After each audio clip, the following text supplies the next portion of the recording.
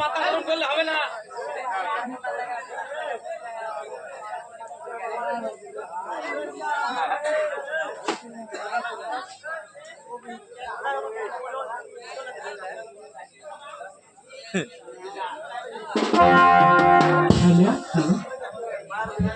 হায় ভগবান, আমার একমাত্র সোনা লক্ষ্মীদার সে গিয়েছে স্কুলে।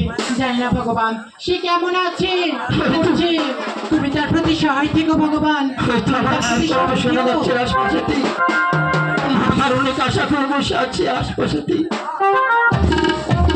আমার একমাত্র সোনা লক্ষ্মীদার সে গিয়েছে স্কুলে, সে পর্যন্ত ফিরে আসছে বাবা লক্ষ্মীদার, আমি স্কুল থেকে ফিরে এসেছি। বেশ ভালো করেছো বাবা, তবে হাত মুখ ধুয়ে খেয়ে নাও। না না, আমি খাবো না মা। কেন বাবা, কি হয়েছে তোমার? স্কুলে লেখাপড়া করবো না। স্কুলে লেখাপড়া করবে না? তাহলে তুমি কি করবে বাবা? আমি কি করবো তুমি কি শুনবে না? হ্যাঁ বাবা, আমি যাবো সেই দক্ষিণ শহরে বানিজ করতে। দক্ষিণ শহরে বানিজ করতে? না না বাবা, তোমার এখনো সে দক্ষিণ শহরে বানিজ করার বয়স হয়নি। না মা, আমি তো স্কুলে লেখাপড়া ছেড়ে দিয়েছি শুধু দক্ষিণ শহরে বানিজ করার জন্য।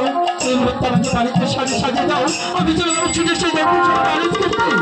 ঠিক আছে বাবা, এত করে যখন বলছি তুমি শুনবে না যখন, তবে আমি তোমার বাবাকে বলে দেখি তিনি কি করেন। তবে চলো বাবা, আমরা এখন অন্তমহলে যাই।